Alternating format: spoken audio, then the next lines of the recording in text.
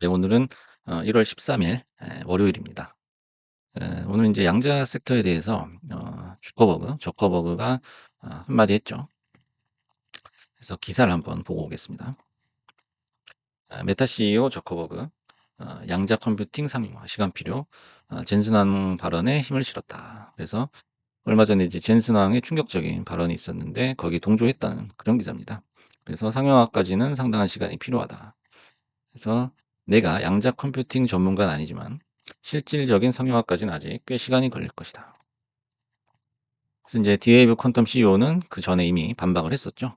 이미 상용화 단계에 접어들었다라고 했어요. 그래서 이제 이 말의 요지는 뭐냐면 어, 저커버그는 AI에 지금 올인을 하는 상태입니다.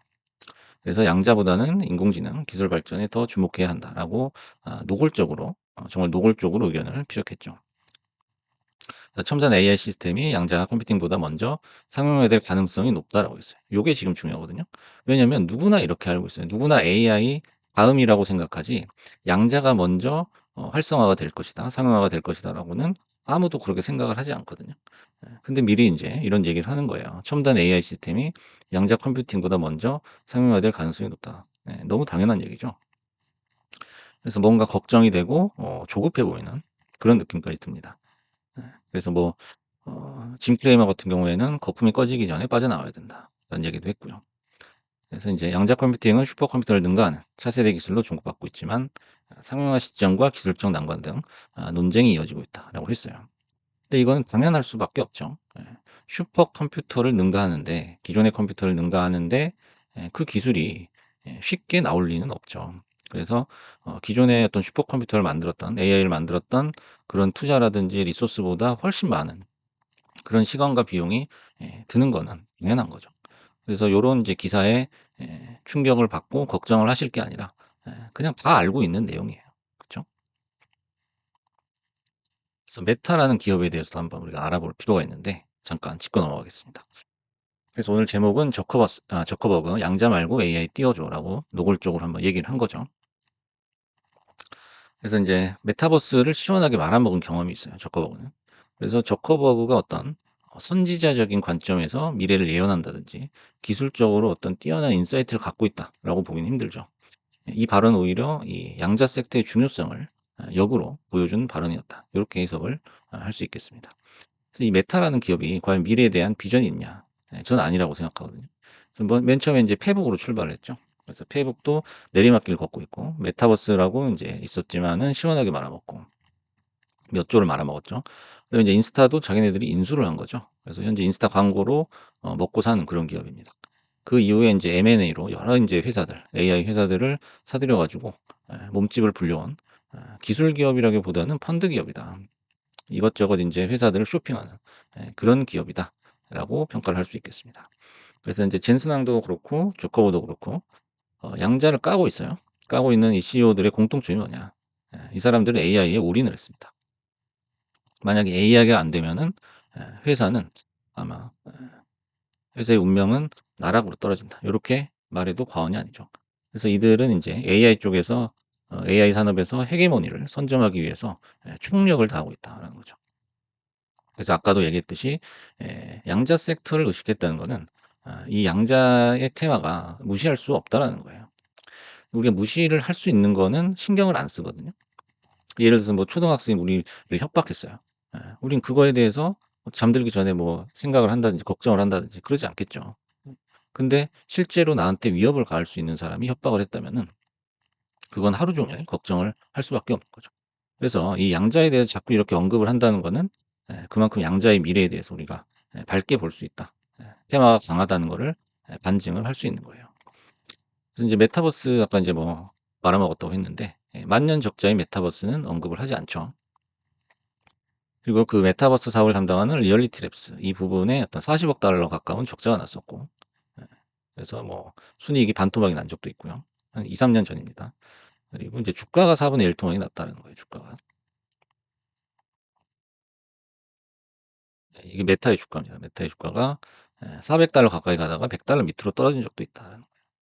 그러면 이 메타도 지금 이걸 회복해 가지고 AI 빨 받아 가지고 예 거의 뭐 8 배인가요? 8 배가에 지금 올라 있는 상태거든요. 그럼 우리가 지금 양자가 반토막이 났다고 하는데 쉽게 얘기해서 꼭지에서 요 정도 내려온 거예요. 요 정도. 요 정도겠죠. 지금 폭락을 했으니까. 예. 그다음에 더 폭락을 하더라도 이거를 회복하고 전고점 회복하고 다시 돌파해서 나간다는 것이 이 미래 기술들의 특징이란 말이에요. 우리가 AI라는 섹터를 통해서 이미 학습이 끝나 있습니다, 우리는. AI라든지 뭐 엔비디아라든지 요런 차트를 보시면 이미 우리가 양자를 보유하고 계신 분이라면 지금 차트에서 어떤 위치에 있는지를 정확하게 짚어낼 수 있어야 돼요. 그래서 우리가 '여기에 있다.'라는 건 잘못된 판단이에요. 예. 잘못된 판단이죠. 양자는 아직 시작도 안 했다. 여기보다도 훨씬 뒤에 있는 거예요. 그죠? 고렇게 생각을 하셔야 된다라는 거예요. 그래서 마저 보시자면은 이게 인제 그렇게 인제 자기 회사의 사명을 바꾸면서까지 그 운명을 걸었던 메타버스 사업의 실체입니다 이게. 이게 저커버거예요. 그래서 이걸 보고 인제 전부 다 실망을 해 가지고 주가가 곤두박질을 쳤죠. 천문학적인 액수를 투입했다고 보기에는 너무 조악하다. 여러분이 보기에도 이게 미래의 신기술로 보이나요? 전혀 그렇지 않죠. 그래서 다음 보시면은 인제 그 미래 인간이 가지고자 하는 그 능력 중에서 최고의 능력은 예측 능력이라고 저는 생각하거든요. 그래서 인제 CPU가 단순 계산하는 그런 컴퓨터였다면은 이제 AI 시대로 넘어오면서 NPU가 나오게 되죠. 그래서 인제 인간을 흉내내는 그런 쪽으로 인제 기술의 필드가 펼쳐지는 거예요. 예. 그럼 그다음은 뭐냐? 양자 말고는 없거든요. 예. 양자예요. 양자는 미래를 예측하고 우리가 뭘 만들어야 될지를 보여주는 고런 필드라고 보실 수 있습니다. 그래서 양자에 대한 그 적용하는 범위가 원체 넓기 때문에 고거를 이제 한마디로 설명하기 힘들겠지만 요런 식으로 정리를 해볼 수 있지 않을까 그런 생각이 들어요. 그래서 인제 그 양자주들 오늘도 인제 양자주뿐만 아닙니다. 인제는 그 나스닥의 하락장이 접어들었기 때문에 지금 보시는 요거는 제가 지금 관심 종목에 넣어 놓은 종목들인데 시간의 거래 지금 오후 7 시이기 때문에 프리장이죠.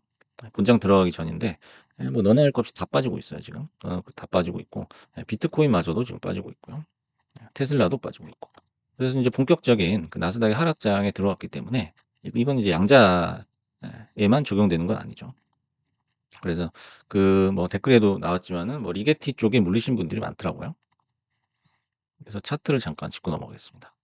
그래서 인제 아이온큐나 리게티 쪽에서 인제 많이 물리신 이유 중에 하나가 뭐냐면 얘네가 인제 그 시총 요 5개 중에서 1-2 위이기 때문에 요걸 인제 주도주라고 인제 판단을 할 수가 있거든요.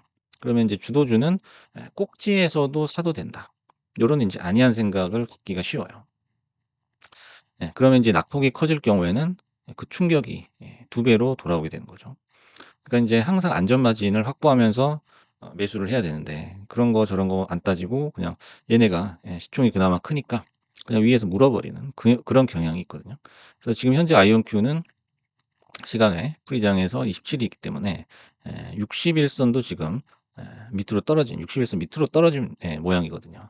그래서 인제 나머지 주식들도 아이온큐의 전철을 밟을 가능성이 높습니다. 리게트도 마찬가지고요. 그래서 현재 뭐 나머지는 이제 60 일선은 뭐 버티고 있다. 그다음에 시스크 같은 경우에는 시스크도 인제 20 일선은 하향 돌파를 했어요. 20 일선을 밑으로 오버가 돼 있기 때문에 현재 뭐 20 그다음에 60, 120 선까지 내려가지 않겠느냐라는 거죠. 그래서 우리가 아이온큐의 과거 차트를 보시면 대시세는 이렇게 크게 3 번으로 나눌 수가 있고 이번이 세 번째 제일 큰 시세였고 전고점 초기 고점을 다 돌파를 해 버린 상태예요. 그래서 이게 사실상 요 정도까지 내려오지 않겠느냐. 그래서 요 정도까지 인제 120선 만나는 선까지는 1 달에서 2 달이다라는 거예요. 그래서 인제 조정은 1 달에서 2달 정도 양자 섹터의 조정이 벌어질 것이고 이번에 인제 가격 조정과 기간 조정이 동시에 나올 가능성이 높다라는 거예요. 보시면은 가격 조정을 받은 후에 이 기간 조정이 굉장히 길거든요. 예. 요 당시에는 인제 그 양자에 대한 그런 게 적었습니다. 거래대금 보시면 알죠. 이 관심 정도가 적었기 때문에 기간 조정을 거의 뭐 1년 가까이 갔단 말이에요. 근데 이번에는 그렇지 않을 것이다라는 거예요. 기간 조정은 갈수록 짧아질 것이다.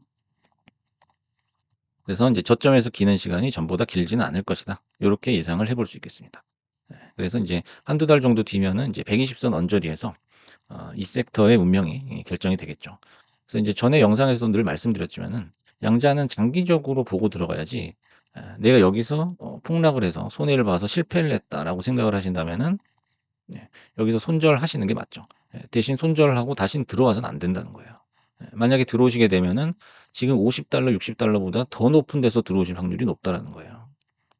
그럼 또 들어오면서 꼭지에서 뜨거운 솥에다가 손을 집어넣는 그런 행위를 반복한다는 거죠. 그럼 어차피 다시 들어와 봐야 수익은 없다라는 거예요. 수익은 없다라는 거예요. 그래서 현재 우리가 아까 메타의 그 차트도 보셨지만은 차트에 어떤 위치에 와 있는지를 알고 있어야 됩니다. 알고 있어야 돼요. 그래서 조정 다음에는 다시 한번 시세가 나올 수 있다라는 그런 마인드로 보유를 하거나 대응을 하셔야 된다라는 거예요.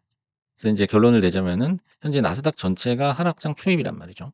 그렇기 때문에 '내가 지금 사 가서 물 타서 뭐 반등하면 본전 치고 나가야지.' 이런 생각 자체를 해서는 안 되는 거죠. 그렇게 따지면 뭐 나스닥 지수마저도 인제 조정을 받고 다시 또 상승을 하고 이런 뭐 패턴이 늘 반복이 되잖아요. 근데 우리는 항상 고점에서 사고 저점에서 팔고 그렇기 때문에 수익이 안 난다라는 아주 단순한 논리입니다. 그래서 그 M7 있죠. M7이라고 인제 세계에서 최고로 좋은 주식이라는 그 M7. M7이 과거의 차트가 어떻게 움직였는지 그리고 거기다가 양자 기술을 대입했을 경우에 과연 어느 정도의 위치에 있는지를 한번 나름대로 찾아보는 그런 시간을 가져봤으면 좋겠습니다.